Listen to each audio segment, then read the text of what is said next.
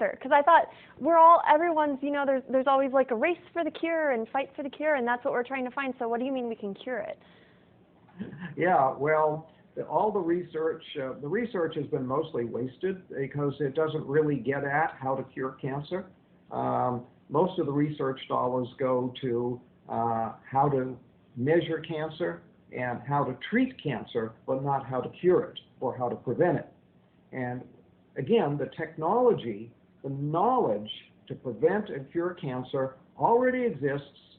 All we have to do is teach it to people, put it to use, and that's why I wrote a whole book on it. My book, Never Fear Cancer Again, because you don't need to fear cancer.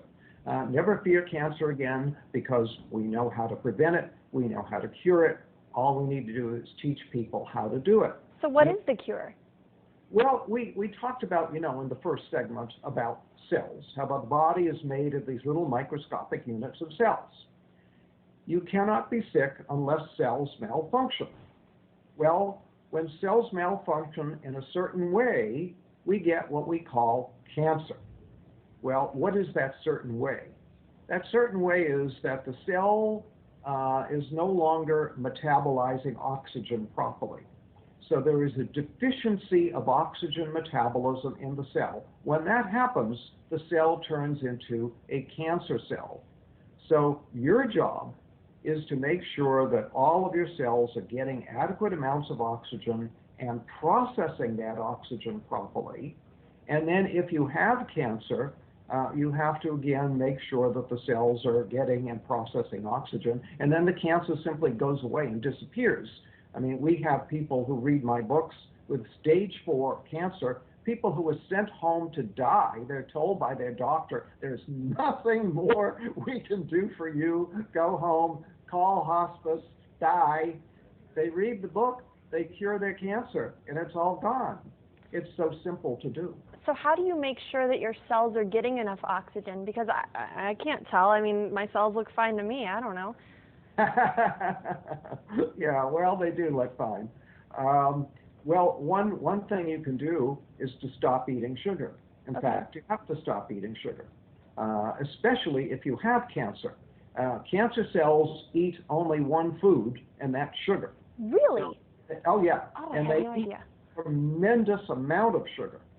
So if you eat sugar, you're feeding the cancer. So if you have cancer, you have to be off of all sugar. And if you want to prevent cancer, be off of all sugar. Sugar causes cancer in many different ways. For example, we talked about the fact that sugar lowers your immunity, damages your immunity. Well, your immune system is your #1 defense against cancer. So if every day you're constantly lowering your immunity because you're eating sugar, you're going to make yourself more susceptible to cancer. Then if you do have a cancer cell in your body, the cancer cell needs a lot of sugar. So if you're eating a lot of sugar, you're feeding the cancer cell, helping it to grow.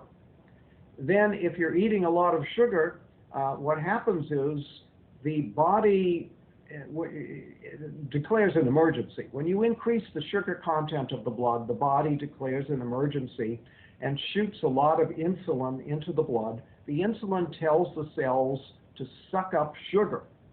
So the cells do that. They go and they take all the sugar up, but now the cell has too much sugar. And what the cell does is it produces a saturated fat out of the sugar, and then it puts the fat into the cell membrane. Well, when you put the fat into the cell membrane, you damage the ability of oxygen to get into the cell.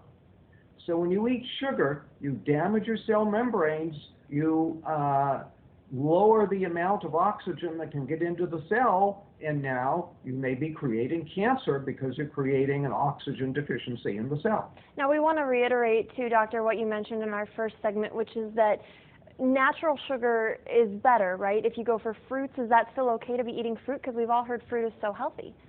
Fruit is healthy. Fruit juice is not healthy because now you're getting too much bioavailable sugar too fast. But eating fruit is very healthy. There's nothing wrong with that.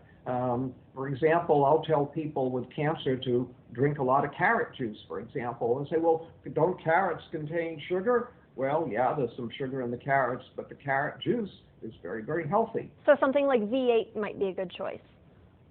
No, not a No? good choice, because you're basically dealing with a lot of vegetables that are probably are very moldy and very old and just not healthy.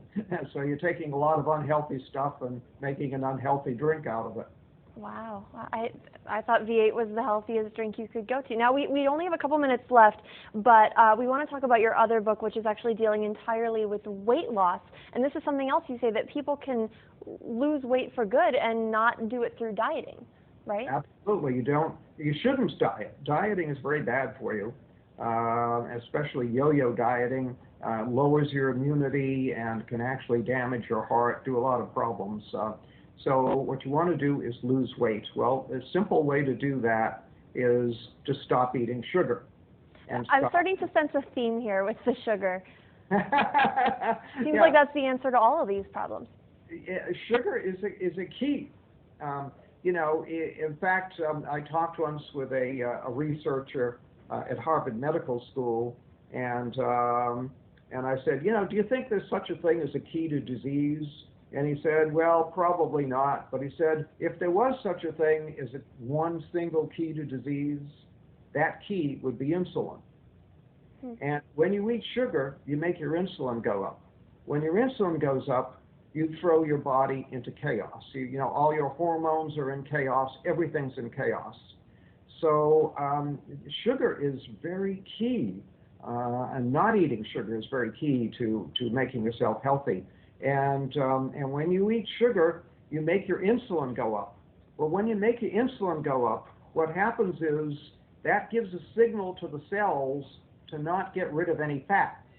In fact, it tells cells to store fat.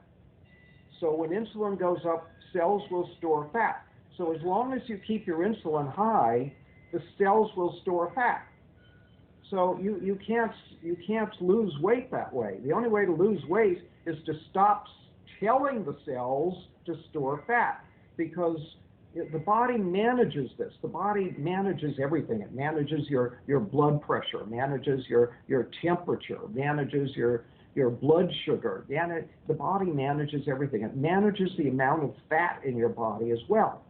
But it has a switch that controls it. It's like a thermostat. When you have too little fat, it'll say store fat. When you have too much fat, it'll say burn fat. So burn fat, store fat. You keep the fat in the body normal.